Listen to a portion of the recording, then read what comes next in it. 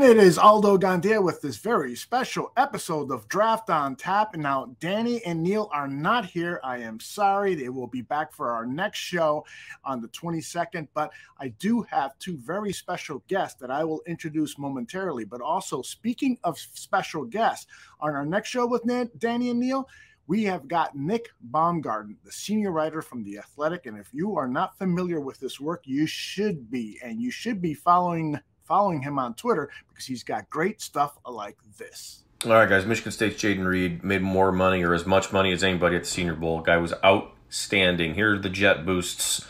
Anybody who watched him in college knows it. But look at that, man. That is separation. That's what that is. I mean, you cannot say, even in leaving, forget this. That's off coverage, and he just smokes the guy. That's day one. Forget it, right? I mean, easy. Nice throw. Here's the backside of it. Everybody who saw him at Michigan State had a good rapport there with Peyton Thorne, the quarterback, but was able to get to a lot of balls that a lot of other receivers couldn't, and was able to create separation constantly with other stuff. He's going to run a comeback here. You're going to watch him put the brakes on too. Boom, and get out. Another 20-mile-an-hour guy. Not the biggest. He's 5'10". He's 190-ish, something like that. He's going to go inside release and just run right by him. And I'm going to watch at the end here and watch how he – see, interference there, so we've already got one coming in. Separation through again, and then watch him readjust because this ball's not a very good throw. You watch him, he tracks the ball, readjusts, comes back to the ball, and he draws a flag. You're not going to see the flag come in, but they do throw a flag. This guy is a terrific football player, made himself a lot of money at the Senior Bowl. Stock up. Don't forget, February 22nd, that's the next Draft on Tap show, and Nick Baumgartner from The Athletic will be joining Danny and Neil to get into it and have some robust draft conversation. And I think we're going to have that too now with our first guest, JP Acosta, writes for SB Nation. I met him actually about 2-3 years ago. He's a graduate of Northwestern Medill School of Journalism and was a guest on Buffon 55, helping us preview a Bears-Jaguars game. This guy knows his stuff. He's an excellent interview. Let's go to it now. With me now is JP Acosta, writer for SB Nation. JP, how are you, my friend? I'm doing great. How are you? I'm doing great, too. Did you have a good time down in Mobile? Oh, it was awesome. It was awesome. It was my first time down in Mobile for the Senior Bowl. The food was terrific. I had some nice crawfish. That's very sneaky filling. It's sneaky filling food. You think you're getting you see them little small pieces when you break them open. It's like, oh, I can zoom through these. But then you're like, man, I'm sitting here full. I don't know if I can keep eating these. But overall, it was just a great time. I was able to talk ball with a lot of fun people, and I was able to watch some football. That's the best part. Yeah, I tell all of our followers here they really should make it a trip down to Mobile for Senior Bowl week because you get access to the practice. You can watch the practices for free, I believe there still are, and the game is great. But the food is phenomenal down there. It's very underrated, and that was the birthplace. Mobile is the birthplace of Mardi Gras, so it's got that New Orleans feel. It's really a great little town to check out. Yeah, it's a beautiful town. Like I said, Mardi Gras' birthday. They had the first couple of days of Mardi Gras while we were down there. It was real fun. They had Nelly out there for the Senior Bowl celebration for Mardi Gras. I thought that was wild. I didn't think Nelly would be in Mobile, Alabama for the Senior Bowl. But it was real cool. The food's awesome. I had this wonderful Krispy Kreme bread pudding down there. That is a game changer. It was mind-blowing to me. I never thought of those two concepts together. But now that I have it, I'm like, I'm going to try making that. Like, this is my new thing now. I love it. I love it. I love it. And I also love the column that you recently wrote for SB Nation, some of the players that you thought were risers based on their Senior Bowl performances. And we won't go through all of the players, but I would like to get your take, as we basically cater to the Chicago Bears fans. And so some of the position players that you highlighted, I think are going to be of interest to Bears fans. And so under running backs, you highlighted a guy that I fell in love with during the week, and another player who by the end of the week I was falling in love with. And the first guy is Tyjae Spears, the running back out of Tulane. What did you see out of him? What impressed you? Tell us all about Tyjae. So Tyjae Spears, of course, from that Tulane team that had a really great season this year, won the Cotton Bowl, beat USC. Tyjae Spears was kind of the engine behind that offense. And watching him down in Mobile, he has a second gear that not a lot of running backs in Mobile had. There was a play, it was real popular on Twitter, where he was against Servassier Dennis in one-on-ones. He did a little angle route and just absolutely lost Servassier Dennis. He was really good in pass catching all week. There were some issues in pass protection, but you can tell when he had the ball in his hands, he's got a different level gear. He has got a different speed to him. And you could see that all throughout the week. You could see the ability to turn a 3-yard play into a 30-yard gain. He is a big play waiting to happen. Yeah.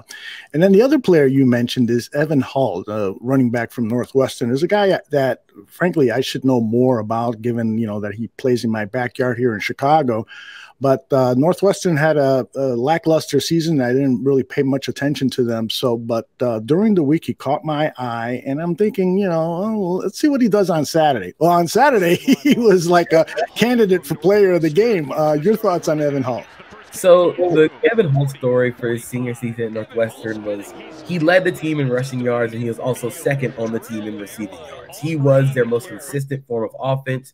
And in Mobile, he was probably the most consistent back on both teams. He was able to withstand a lot of issues in the pass protection drills. He was really good in one-on-ones. And one thing that really stood out to me while he was there was he has a really nice burst. I don't think the long speed is the same level of Tyjae Spears, but his burst in getting from 0 to 60 is extremely quick. And it was something that the national team defense really couldn't handle. They were kind of confused as to why like this little 5'9", 215-pound running back was just blowing straight through the gap as soon as he saw it. That's one of the things that stands out about Evan Hull is that burst and that acceleration and the ability to make a big play happen. Of course, the long speed is an issue, but one thing that he showed is he can be a 3-down back. He worked on special teams as well. He really stood out this week as a guy who made a really big name for himself. His stock is shooting up right now. Indeed. Now, do you think that any one or both of these guys can be a number one back in the NFL? So I don't think they're going to be number one backs. I think the questions for Tyjae Spears, he's got a lot of work to do in the pass protection part of the game. And he did have a torn ACL and meniscus in 2020, I believe. The medicals at the combine are going to be a huge question for him. I don't think they'll be number one running backs, but I think they're going to be real solid number 2 or number 3s. Like Tyjae Spears can come in and be your receiving back. He can be your guy who you need a big play. Evan Hull can be your 3rd down pass protection or 3rd down receiving guy, and he's going to generate yards. He's going to get you that 1st down no matter what. I think both these guys are going to be really, really solid guys to have a part of your offense, have a part of that running back room, even if they're not the number one running back. Yeah, it's interesting about Tyjae is that, and you're right, the medicals on him at the combine are going to be huge for him. But I'll tell you, just the eye test, boy, with his movements, his quick feet, he's phenomenal in terms of what he can do with his feet. So, and I'm with you there. The pass blocking is going to be an issue, but this guy, he's going to deserve as many touches as he can possibly get, because this guy is really a treat to watch. He is. He is so fun to have on an offense, because you can tell any play can be a big one. Any moment you can turn it into a huge gain. You can turn it into a big touchdown. he has those moments, like you said, where with his foot quickness, where he can stop on a dime. He did it against USC in the Cotton Bowl, where he went under the defender instead of like around him, and that was really cool. He did it in Mobile this past week, so you can see some of the things that he brings to the table and see that acceleration, that burst, and the speed. That's going to make him a day 2 draft pick. Yeah. Now let's talk about wide receivers. You wrote about Tank Dell, Nathaniel Tank Dell. Do you know why they call him Tank? Because he doesn't look like a tank to me.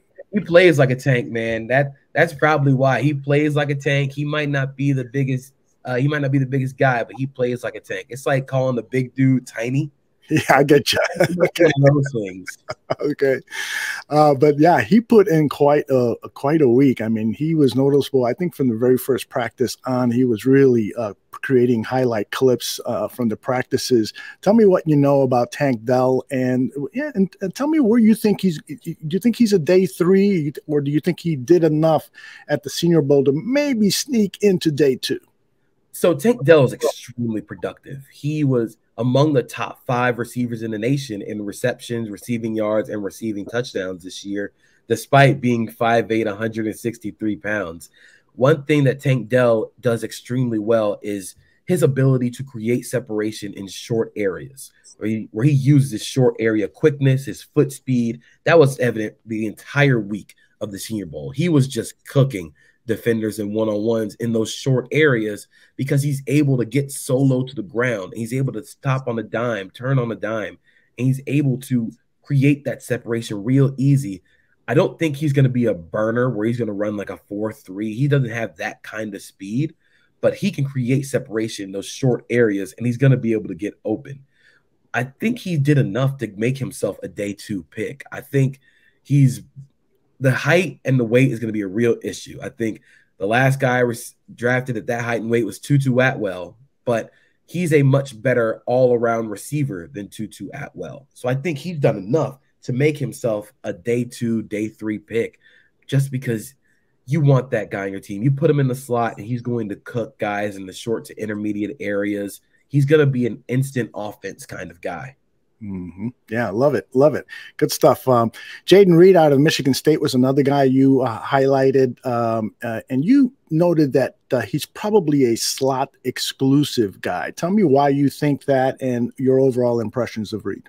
So Reed actually said he's gonna be a slot only at the NFL, and that's being 5'10", 191. It's gonna be real difficult to live on the outside unless you're Stephon Diggs or a receiver like that.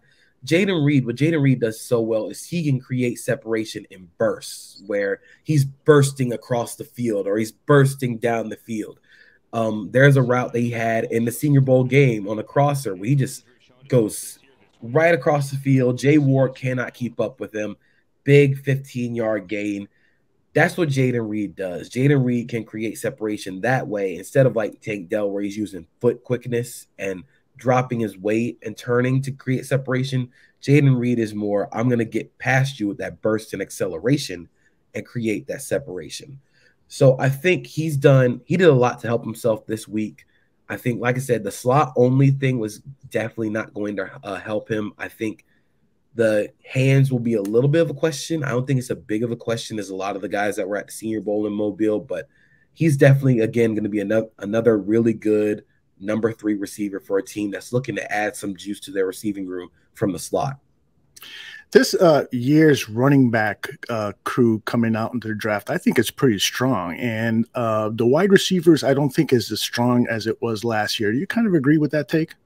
Yeah, I think this receiver class, instead of having as much wide receiver ones as we've seen the past 2 classes, I mean, it's really hard to get a Jamar Chase or a Garrett Wilson or even a Justin Jefferson. Those guys don't come along very often. But you're going to see a lot of really good wide receiver 2s come out of this draft, really good wide receiver 3s.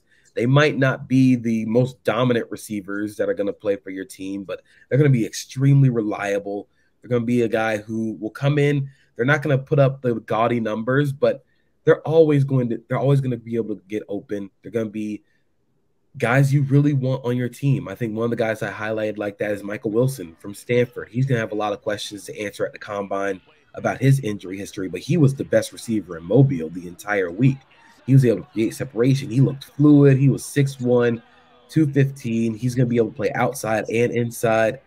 That's a guy who made a really big name for himself. He's going to be a very solid wide receiver 2 or 3 in the NFL. I was really impressed with the play of a lot of the tight ends down at the Senior Bowl, but probably the guy who really walked away helping himself in the NFL draft is the guy you highlighted again on your SB Nation article, Payne Durham out of Purdue. Talk to us about him. That's a big dude. That is a really big dude. He's not just big, he's also wide. And one thing because he uses his strength and his long arms really well in the red zone in contested catch situations. Against the DBs this week, against the safeties, he was able to use his frame to create separation despite not having the quickest feet or the most agile hips. He's just really big, and he's able to create separation just because I'm bigger than you and you're not as big as me. It's like playing basketball with your 8-year-old brother outside. Like they're not as big as you. You should get all the rebounds. But one thing Payne Durham did really well, he was able to high point the ball and catch a lot of passes in the red zone. You saw the highlight play in the Senior Bowl on Saturday. He went up, caught the ball, got crushed by the corner coming back over the top. He actually did that same play on that same route in practice yesterday, the day before the Senior Bowl, where Jake Haener threw him a pass, perfect pass, back shoulder. Durham caught it. Riley Moss came over, hit him so hard he lost his helmet, caught the ball, still caught it for a touchdown. That's where Payne Durham's going to be at his best. He's going to be a big red zone target. You get him the ball in that area, he'll jump up and go up and get it. Yeah, his blocking game is good. He's a very solid prospect. Let's talk about the offensive line, another area of need. The Bears need like everything. When you were studying at Northwestern, did you see any Bears games? Yeah, I did. I had the displeasure of watching some. Man, they're going in the right direction. I hear you. Dewan Jones is a mammoth human being. I mean, the longest wingspan in Senior Bowl history. This guy is huge. Now, a lot of people are saying, including Greg Gabriel, who is our former Chicago Bears scouting director and a member here at the Barroom Network, saying that he is not suitable for the Chicago Bears scheme because it's a outside zone offense, and you need a guy who's got the athletic skills to get on the move. But I got to tell you, some of the tape that I saw from his Senior Bowl practice, it's like the guy was really working on improving his quickness. Your overall take on Jones? So, yeah, it's going to be really hard for him to be in that kind of outside zone scheme because, yeah, being 380 pounds and 6'8", those guys you don't really find guys who move like that. The only guys that move like that are like LeBron James, and he's in the NBA and one of the best players of all time. You're not going to find that kind of guy playing football. Dewan Jones, what he does so well, you get him in a gap scheme, power running, get him downhill. He was crushing guys in inside run on those power runs. He would just cave in the entire side of the line. One thing that really stood out to me in his pass protection actually was how quick his feet were in the pass protection. He wasn't very challenged by speed by the national team D linemen. They were a lot more power guys, but when he was faced with that threat, he shut it down immediately, and he uses his long arms really well. Like it's one thing to have long arms, it's another to have them and use them very well. Isaiah Foskey tried a long arm move that he does really well all the time. Dewan Jones just shut that down immediately, snatch trap, put him in the dirt twice, and it's just like, yeah, man, that's what he can do. He's a big, powerful guy, but he showed a little bit of quickness in the passing game that I thought was really impressive. But like I said, you want him in a power run scheme, get him downhill, get him hitting people immediately. Don't have him running towards an area. Send him towards that guy and watch that guy go flying into the stands. Yeah, love it. Love it. I want to jump to the center position because one of my Senior Bowl crushes was John Michael Schmitz, the center out of Minnesota. Watching him play was so much fun. I mean, this guy loves to bury his defenders. He likes to drive them to the ground, and he's probably talking shit to them too while they're down there.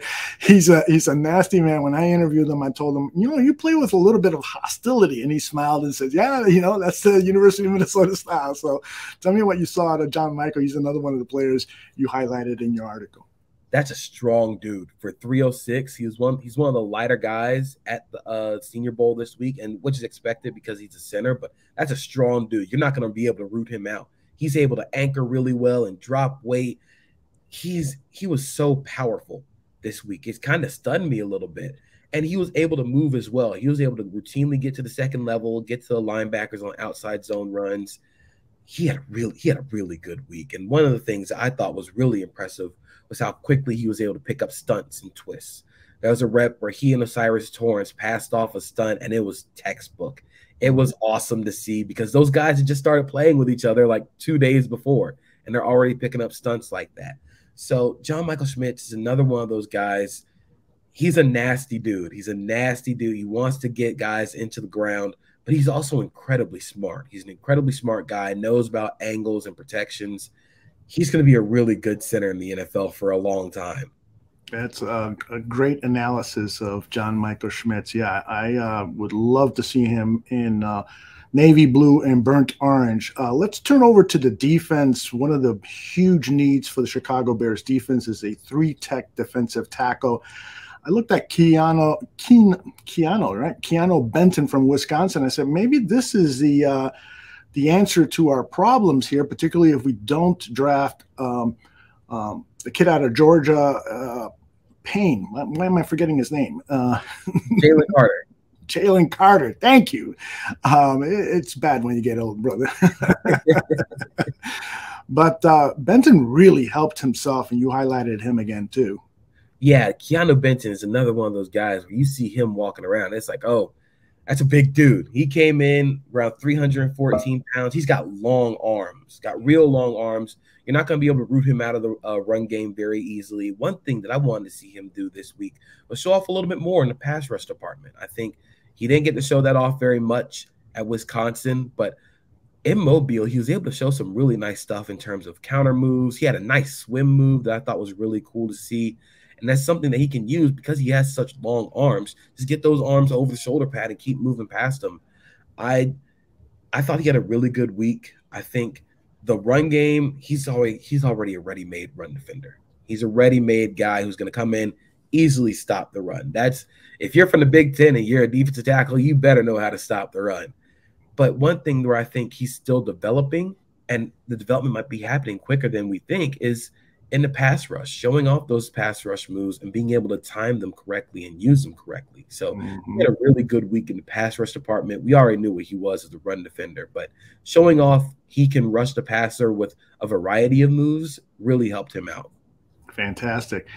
One of the guys, and by the way, you can tell that you went to Northwestern because in your article you phonetically for us dummies, you phonetically spelled out Adetomiwa Adibara. Did I get it close at least? Adetomiwa Adibare.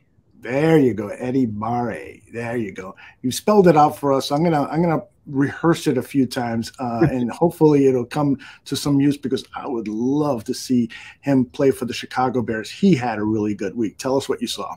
He was arguably the best defensive lineman in Mobile for the week. He came in is a really interesting build of a guy. He's 6'1", 284 pounds, but he's got 34-inch arms, and he is rocked up. He is a muscular guy. He uses that leverage and that arm length to his advantage in the run game, where despite being 284 pounds, guys are not able to move him in the run game. He's able to get under defenders, get his hands in their chest, and when he extends, he creates such a large gap with those long arms where he's already beating guys in the run game. He's able to use that quickness as well. One thing that I also want to see, like Benton, was the ability to use pass rush moves. And what he did was he loves the long arm move from the inside, which is natural because he has really long arms. But he showed a nice couple of counter moves. An inside spin I thought worked really well for him. He showed off a nice club rip move. He did a couple of good things to Cody Mock where I was really impressed. And when that bull rush works, man, there's the video of him bull rushing Jared Patterson from Notre Dame. It looks like that. It looks like that. He was one of the most impressive guys for Northwestern this year, and that's speaking on a team that's going to probably have a top 10 pick in Peter Skoronski. He is, like I said, ready-made run defender. He kind of reminds me of the Pokemon Graveler. He's a big rock with long arms, and it's gonna be real hard to move him. And he had a great week in Mobile. Yeah, I love your excitement about him. He deserves every bit of it. I want to move over to the edge position because one of the guys, Danny Shimon, one of the draft scouts here, and also Neil Stopchinski has been talking about the kid from Iowa State, Will McDonough IV. What an freaky athlete, man. He's an insane athlete. Comes in 6'3", 241, real long arms, 35-inch arms. But one thing that he does so well is it's not as much burst and bend as it is burst and counter moves to that burst, where he's going with an outside speed move, but his spin move to the inside is one of the coolest moves that any pass rusher has in this draft, where he's not exactly using a lot of bend, but he's able to get tackles off balance with his speed and acceleration off the edge, where he just spins right back inside. It looks like a little whirling dervish. He spins right back inside, and the offensive tackle can't do anything about it. He was so impressive this week. One thing that I thought was really good for him was showing off that he's very fluid in pass coverage. He had a couple nice pass breakups in 7-on-7. Iowa State had him playing literally all over the front. They had him lined up inside the tackle, almost head up over the guard at times. They had him lined up over the edge. They had him lined up at off-ball linebacker, showing that versatility in Mobile while also combining that with the pass rush prowess he showed. I am very worried. Despite being 241, he's a slim 241. Like, he looks like a basketball player. When I talked with him in Mobile, he said he played a lot of basketball growing up, did a lot of martial arts, did a lot of soccer. You can tell that he's a slimmer 241, and you can get into him easily in the run game. But if you got that guy on your team on third down and you have that chess piece, you can move around the defense, you will always have the advantage because he is just so good in multiple different spots. Yeah, JP, you nailed it, man. When they had the press conferences where they had the players line up in the booth, and when he came in, I was waiting for him because I wanted to see what he had to say, and I was really shocked at how thin he looked. You're right, he is a thin 241. It almost reminded me a little bit of Leonard Floyd, who was with the Rams now and played with the Bears. But a little bit more, McDonald, what I saw in practices, a little bit more impressive than Floyd, just because of that burst that you talked about. So very interesting player to take a look at. And again, I agree with you. This guy is a chess piece. And as Danny Shimon likes to say, if the scouts and coaches are beating the table for him to be drafted, you first have to answer the question, okay, how are you going to use this guy to make sure we don't make the same mistake we did with Leonard Floyd? Yeah. So good stuff there. Let's head over to the cornerbacks. The one guy that I really would love to get your thoughts on is Darius Rush out of South Carolina. Really didn't know much about him, but he was very impressive, I thought, all week. Tell us what you thought about Rush. Yeah, Darius Rush went a little bit unheralded despite having a first-round corner opposite him in Cam Smith in South Carolina.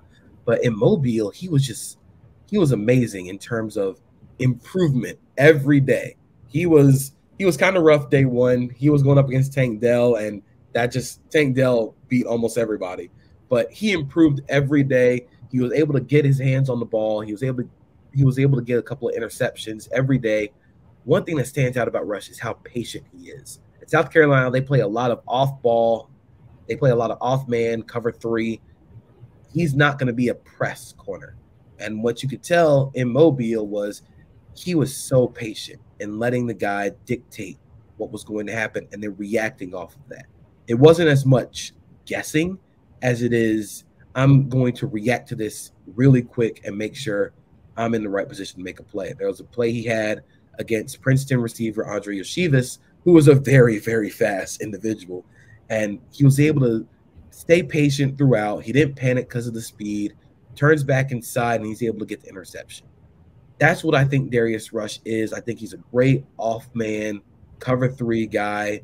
You want him recognizing routes and playing off of that. I think he had a real great week in doing that.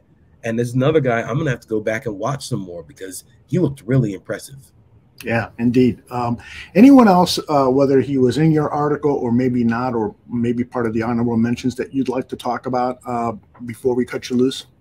Yeah, I think Stanford corner, Kai Blue Kelly. He was one of my honorable mentions. Oh, yeah. That's a fun player. I worry about the long speed a little bit, but when they switch to cover 2, cover 4, playing those types of too high shells where he was able to play the flats and play a zone more, he is so instinctive and so smart. He picked off a couple of passes in practice just as the flat defender in cover 2 and basically baited the quarterback into throwing the inside hook, and he jumps it and makes a great interception. That's one of the things you can tell he's the son of a former player. You can tell the way he thinks, the way he prepares. You can tell he's somebody in his family played before, and he did. His dad played in the NFL for over a decade, I think.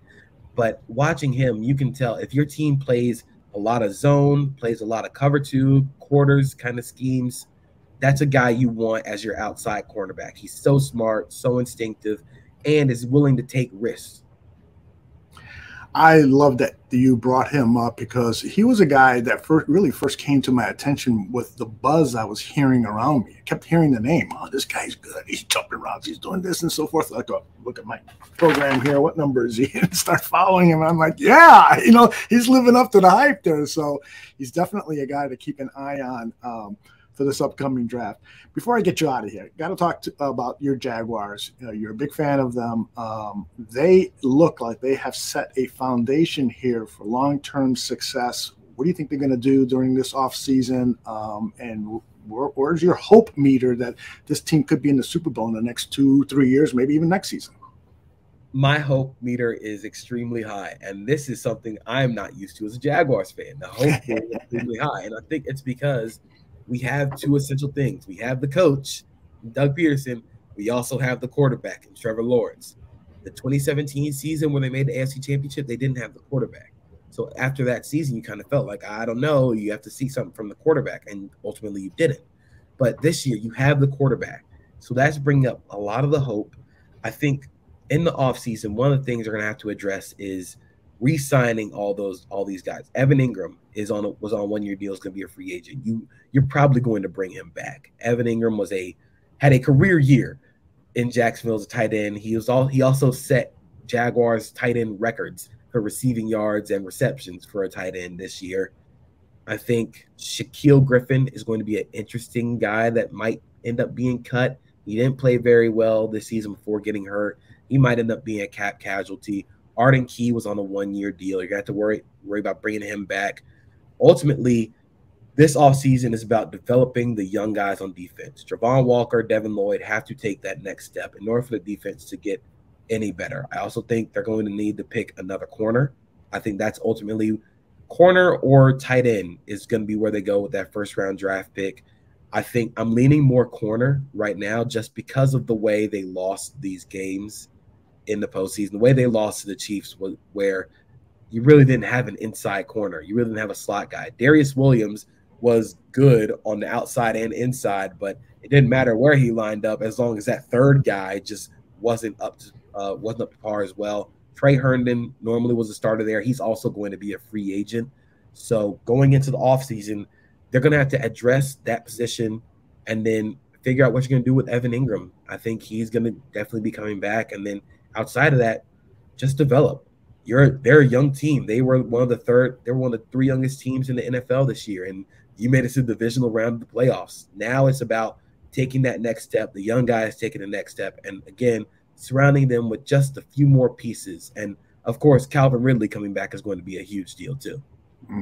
They picked 25, 57, and 89.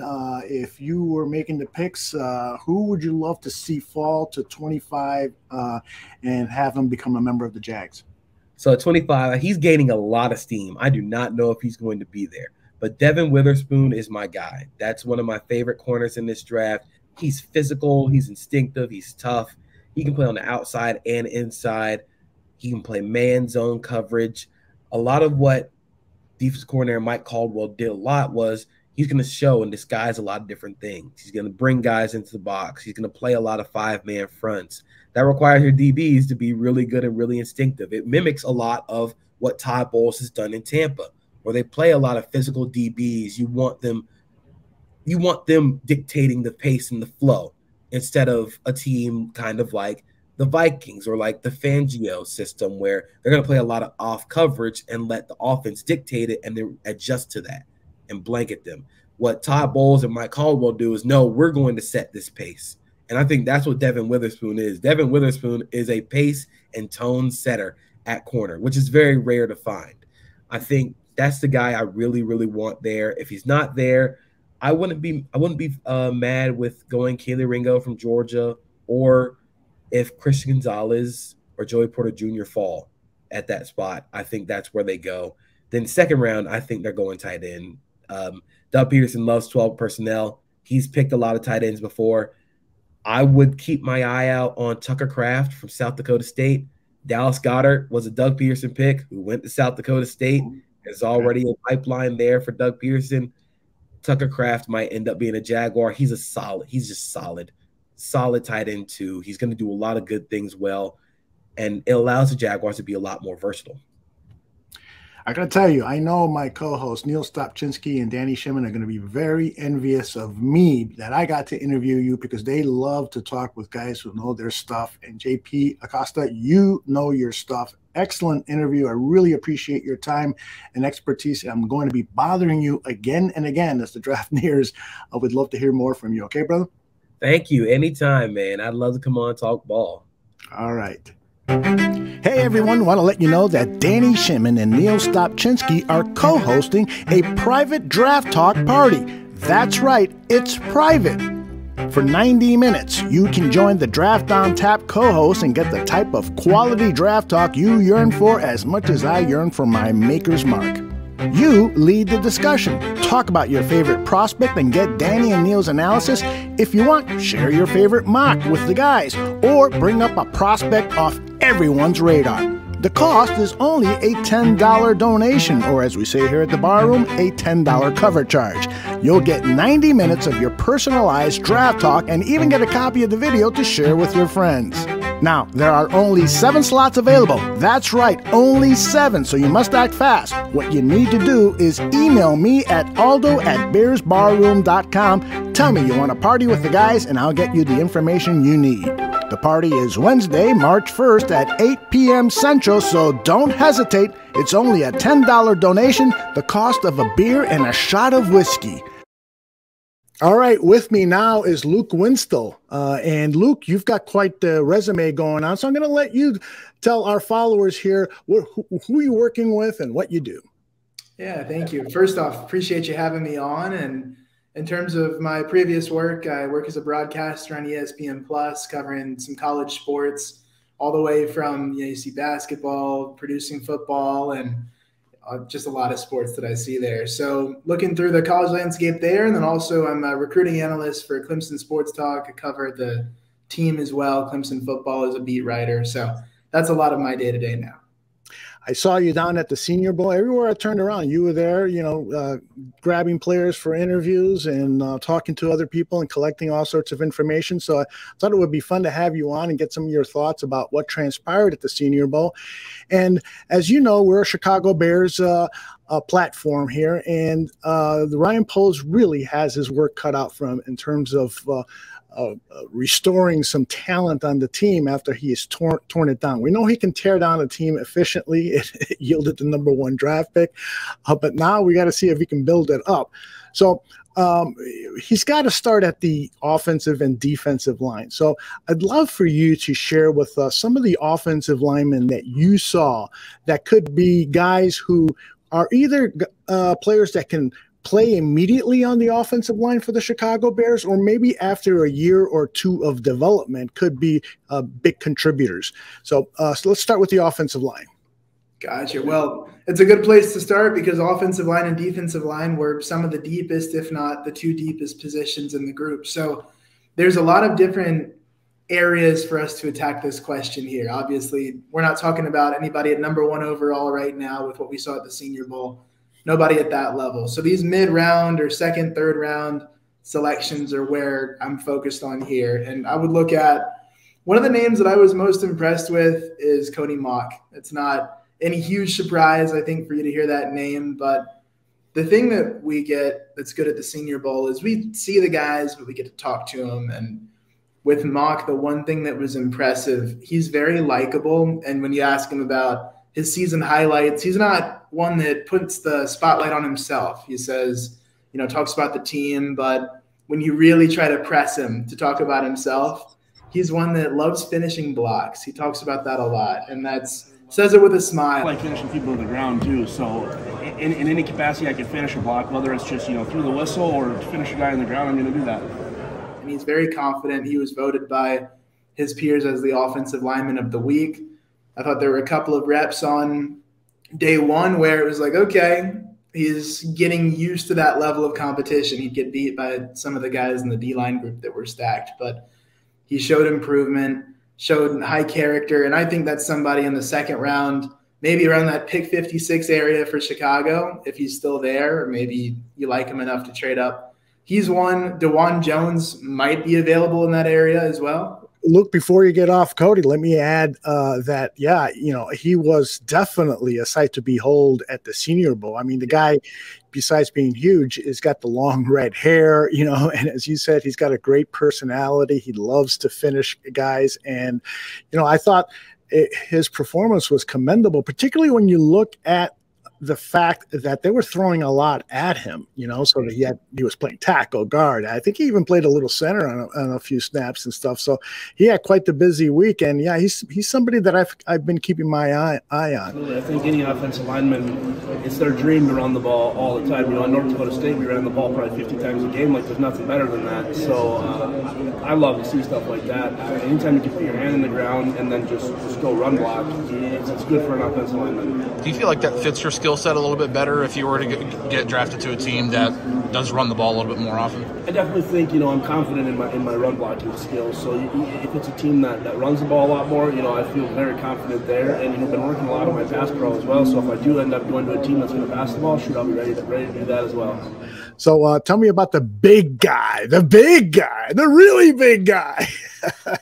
Well, and these guys I mentioned, they're probably the two hardest guys to miss out of the entire group we saw because, Cody, we're calling him Big Red, this huge guy with the red hair. And then you've got DeJuan, who's just – you see somebody that's 6'8", weighing in around 380 with a 7-foot, 5.5-inch wingspan. You're not going to miss him. And he, a lot of times had some kind of sunglasses on too, so he was not a hard guy to pick out of a crowd. That's right. But Jones was the type of player that – you remember in The Blind Side when the guy got blocked all the way off the field on the sideline? Oh, yeah. We saw that from DeJuan Jones this week. And they were running a play closer to the sideline on that hash, but he blocks a player all the way out of bounds, and they eventually just have to get him to stop blocking the guy because there were some battles that he just annihilated. And the length is something that, even you look at his college game a little bit, and coming into the Senior Bowl, he was maybe a third or fourth rounder. I understand him sliding up towards the second. I'm not sure how I feel about first round for him yet. I think it's a bit of an overreaction from some people. But I think in that second round territory, that's somebody that with those raw traits combined with some of the plays that you see on tape that are these flashes that you say, if we could get that consistency out of somebody, that could be a franchise tackle for a team. Yeah.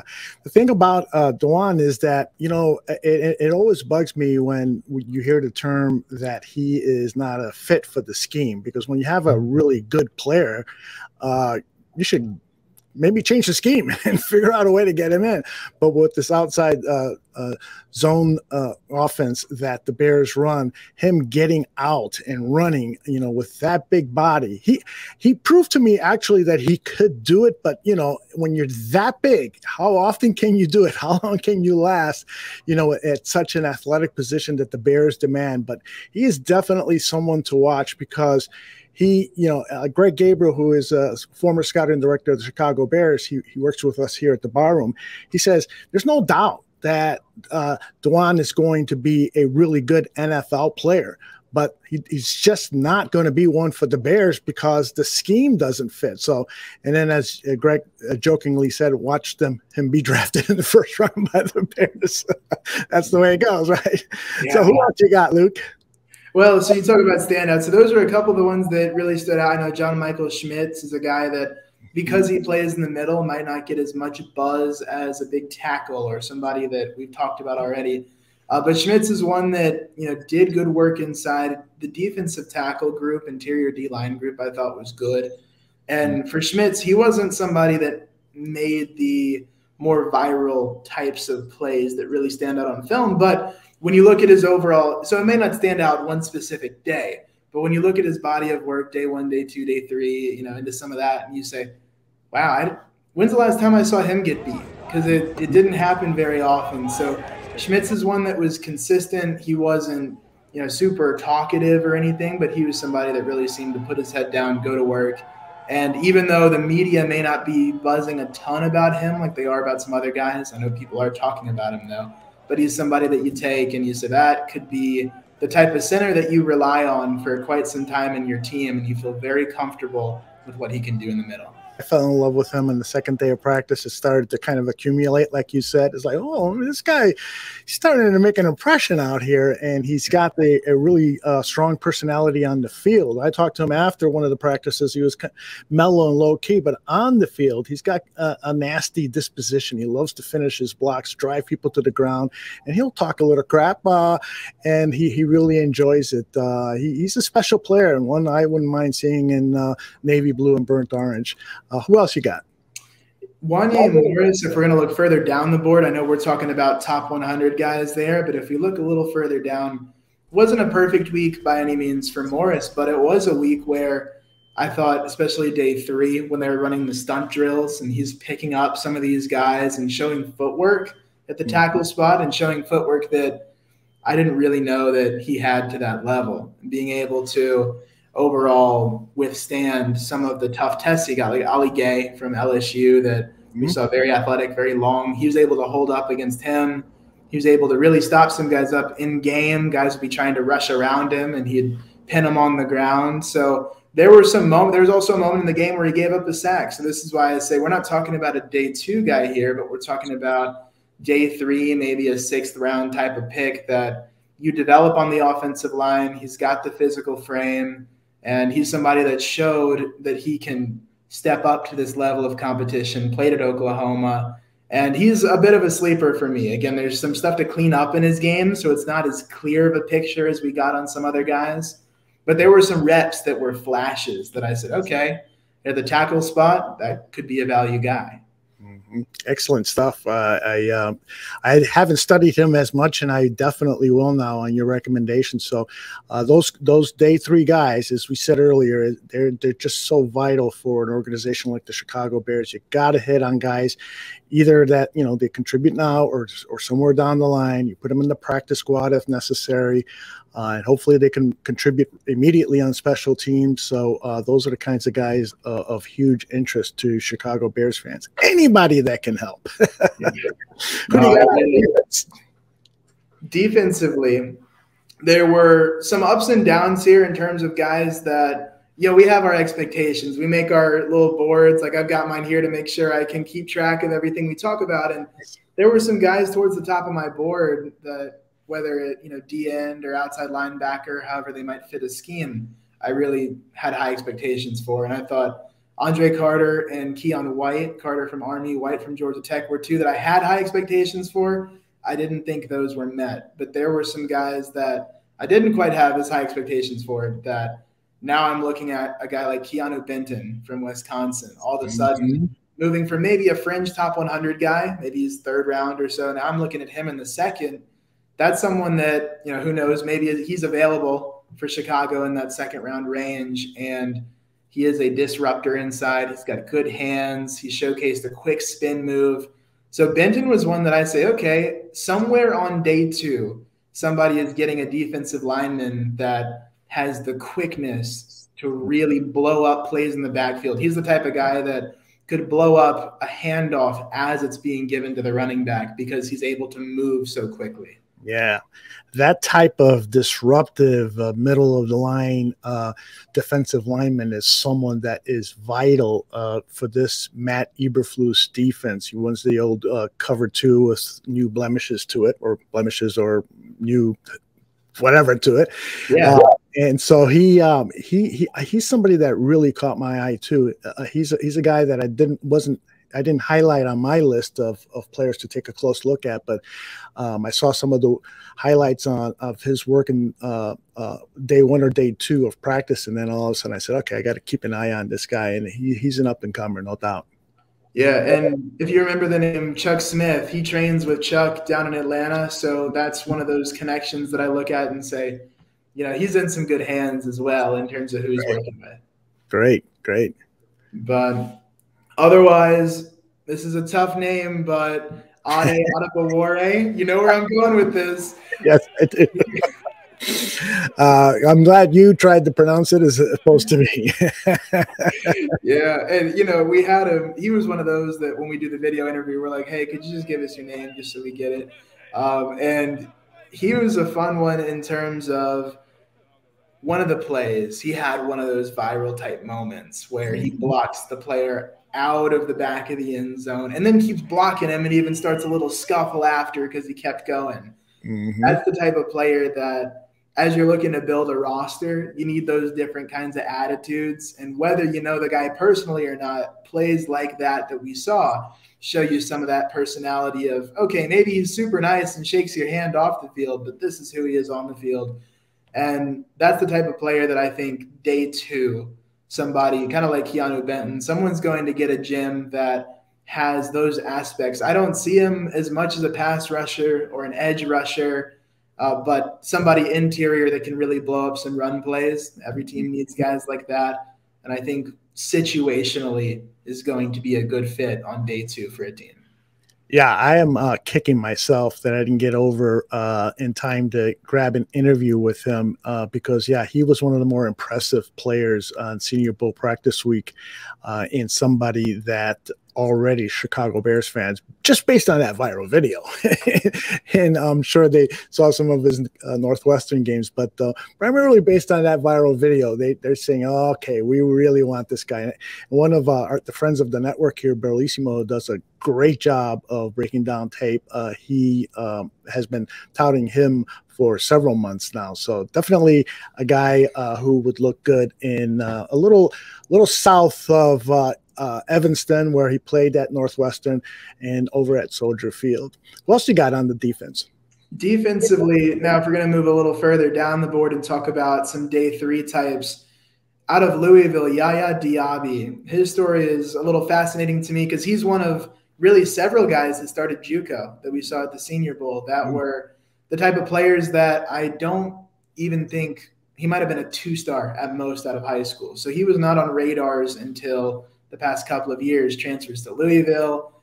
And you look at his body, the way he's developed physically, he's got these long arms, broad shoulders, one of those edge players that you always look for, that super athletic, big build on the defensive side. Well, go ahead and check that box. He's a lengthy, I think it was an 81-inch wingspan that he came in with.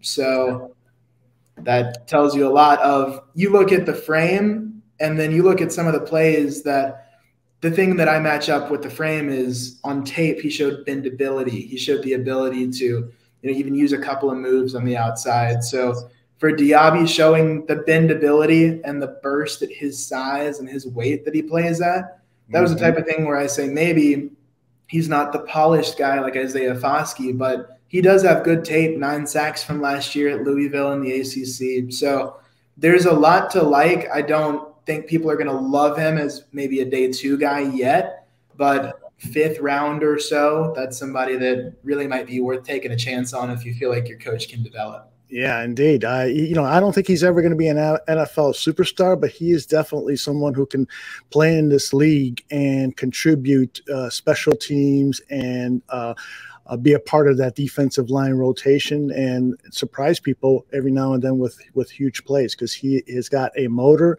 And when I talked to him, his desire to just get better and better and better was so obvious. And you love guys like that in your locker room, and he just seems like a hell of a nice guy.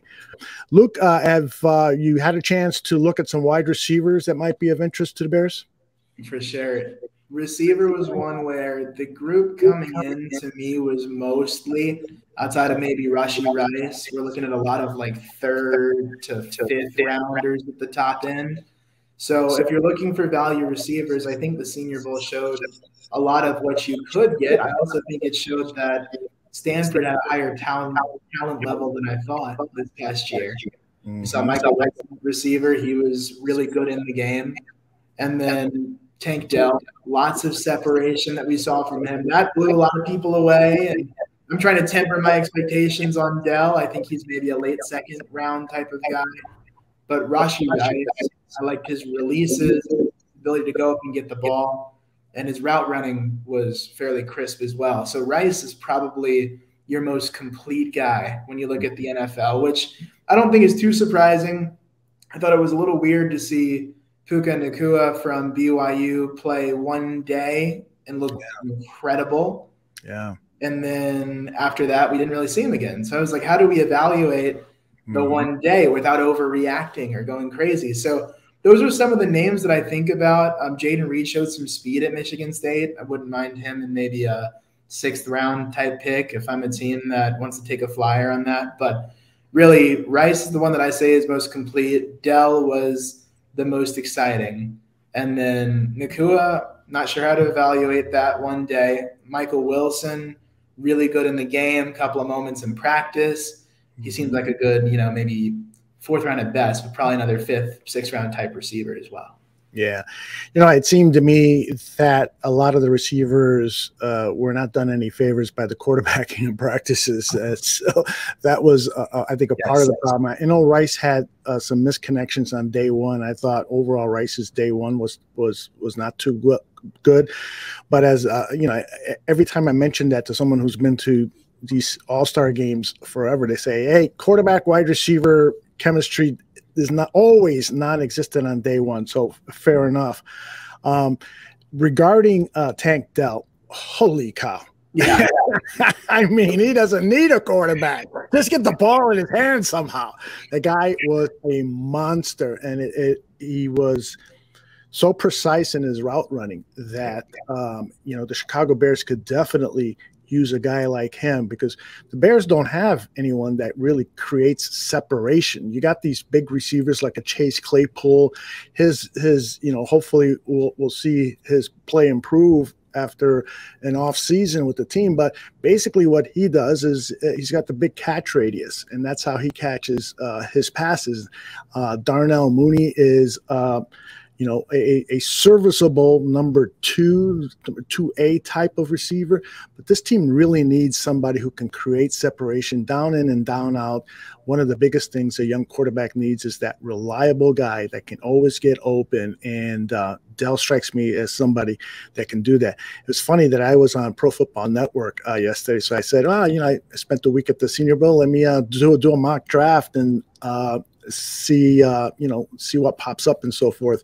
So it's day 3 in my mock, and I'm down to around round 6, maybe even 7. And so I'm looking for Tank Dell. Yeah, was he chosen? And it looks like he was chosen. And I was still scrolling. And he was like ranked the 300 and something wide receiver. So apparently whenever they designed that Pro Football Network mock draft and loaded in the players, they never heard of Tank Dell, I bet. And so I think now they need to update that and make him a high day 3 type caliber pick, because that guy is going to be super in the NFL. There's no doubt in my mind. Yeah, and there were some boards, like coming into the Senior Bowl, I have him, PFF had him number 46 overall. Okay. And I was like, I guess some boards had known, some hadn't, but I totally understand if you don't know, 5'8" receiver from Houston. I get it. Like, that's part of the reason we do a Senior Bowl, is we get to know these guys. Exactly. Indeed. Yeah. And just looking at Dell, the ability there were a couple of plays where the quarterbacks, he'd have one where he burned a guy in the slot position, heads out towards the sideline, open by 5 yards, and the ball is just thrown out of bounds. And there would have been, I think it's important for people to know, there would have been more Tank Dell highlights of him making the catch at the end if the quarterbacks had thrown him just an anywhere near an accurate ball. That was disappointing. Andre Isovius that we saw from Princeton, I thought was one of the guys that every time he ran a good route, it felt like he'd get a bad ball. And we didn't see a whole lot of those interesting catches out of him because I could probably count 4 plays off the top of my head where he should have had a catch, or especially in red zone looks. There were 2 touchdowns he should have had on day 2 that just not thrown well. So there were some guys at the receiver spot I'm not sure we even got to evaluate properly. Yeah, that's a great point. I thought a good group of wide receivers that just weren't served well. It was one of those years where, talent deficient at the quarterback at the All-Star games. I saw that you tweeted out something about 2 Clemson players who are probably going to be NFL players soon. Can you tell us what that tweet was about? I forgot who the players were. Yeah, for sure. Clemson had 2 guys at the Senior Bowl, and just trying to give a little update of where my head is at with them now. And KJ Henry, a defensive lineman, ranked somewhere around the top 100, depending on what big board you're looking at. He's one that has flashes, and it's not enough to say like a Miles Murphy type of guy that people are mocking top 10. Right. But Henry was one that, he was a 5-star coming out, and at the Senior Bowl had a couple of great reps, then had several reps where it was just lackluster. And I say, that was a tough one. So I'm still seeing him around a late day 2 kind of guy because the pass rush potential that he has combined with the pass rush production he's shown. That's why I've got him that high. He's able to get after the quarterback. Davis Allen at tight end. Jim Nagy's been adamantly saying that he is a solid number 2 tight end in the NFL. And he's said it throughout and explained to me a little bit why when we were at the Senior Bowl. So I'm looking at Allen as a day 3 type of guy, maybe, again, 6th round area tight end. I don't see him going as high as Luke Musgrave or Dalton Kincaid, but he's one that can go in and he'll block for a team. He's a fairly reliable pass catcher. So just kind of updating the grades of I see KJ a late day 2 and Davis a bit of a late day 3 kind of guy after the Senior Bowl.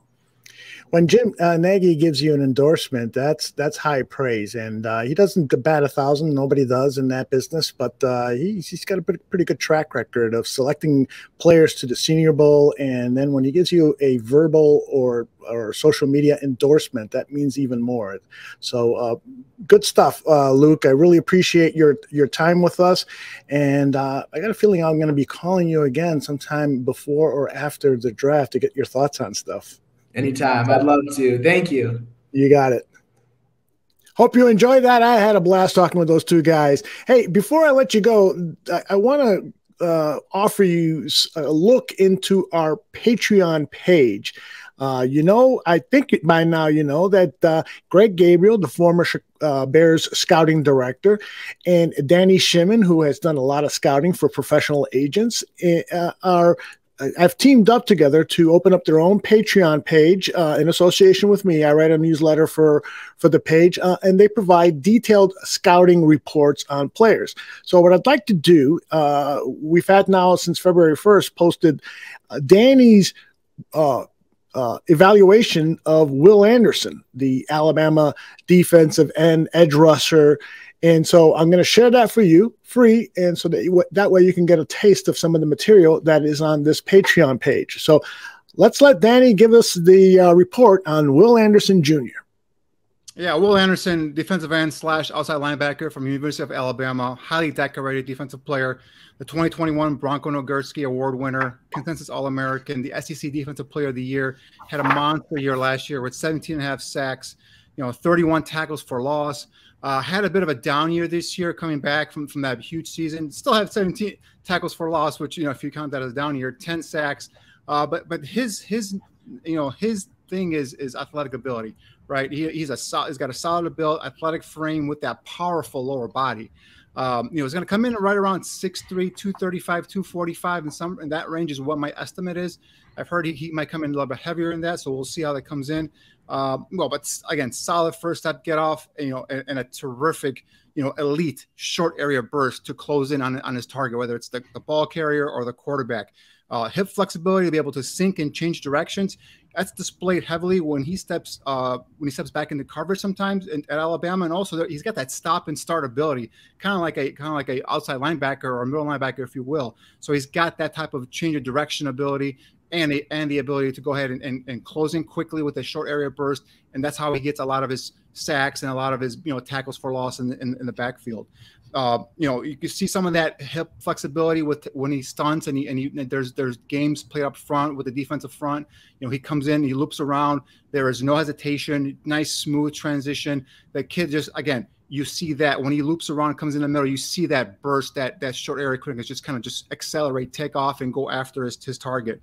Once he gets to that outside shoulder or the leverage of the offensive lineman, he can bend that edge, turn on that burst again we talked about, and get to the quarterback. So a lot of his pressures is just based off of his athletic ability, being able to get off the line, get the outside edge, turn it, and then burst and close onto the quarterback.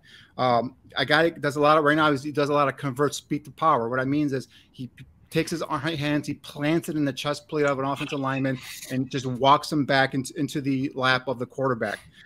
You can see a lot of times he can dip his shoulder and get underneath the pad levels of the offensive lineman and kind of knife into the backfield. Again, a lot of those numbers for those tackles for loss were him just kind of getting in between those blockers, getting into those gaps, those seams, and getting to the backfield and making a play on the running back or the quarterback. And those are some of his strengths. Obviously, the number highly productive in an SEC conference, one of the best conferences, if not the best conference in college football. My concerns with Will Anderson are size. For me, for the Bears, I'm looking at he's not a traditional 4-3 defensive end. If you're going to bring him in to play here in Chicago, the defensive coaches need to have a game plan on how to utilize this guy, utilize that strength we just talked about, the ability to turn that edge, bend that corner, and then close and pursue and bring down the ball carrier in the backfield. How are you going to use this kid in your defensive front? He needs to get bigger. He needs to get stronger. He has to add some good muscle to that frame. Luckily, like I said, he's got a good athletic frame. He could probably put on another 10 pounds of good weight and still be effective in terms of his quickness and his agility. He's not a refined technician in terms of pass rush moves. So you put on his tape and you expect a guy that has those type of sack numbers, 34 and a half career sacks at Alabama, to have some pass rush moves. But a majority of his time is just winning with athletic ability, and again using that speed to power ability to plant his arms and his hands into the tackle's chest and just kind of walk him back, use that kind of lower body strength to go ahead and take advantage, get leverage, and get back and make plays. So he's going to have to work on some of his pass rush moves in terms of refining that technique, using his hands better at the next level. For me, he gets stuck on blocks a lot. There's times where you just, you want to see him just kind of, get rid of that blocker and go ahead and go after the quarterback. But at times you just see him kind of standing there and being neutralized. There's a game against Tennessee.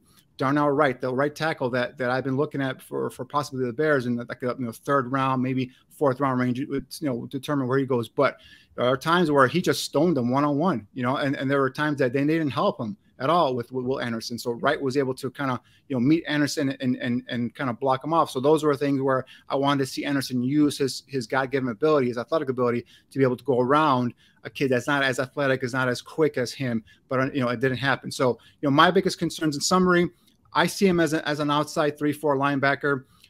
Some teams, I could view him as a potential defensive chip where they can line him up all over the football field.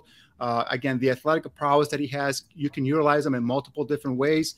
But for me, if the Bears are at number one and if Will Anderson is on their board, for me, if I'm Ryan Poles, I need to go to my coaching staff. All right, how are you going to utilize this kid? What is your game plan for Will Anderson, and how will he be successful at the next level? Because for me, lining him up in a 2-point stance as an outside linebacker, I saw him win more that way in his pass rush than I saw him with his hand in the ground as a traditional 4-3 defensive end. So it's curious to see how Will Anderson projects at the next level and some of these teams that are coming up here in the NFL draft.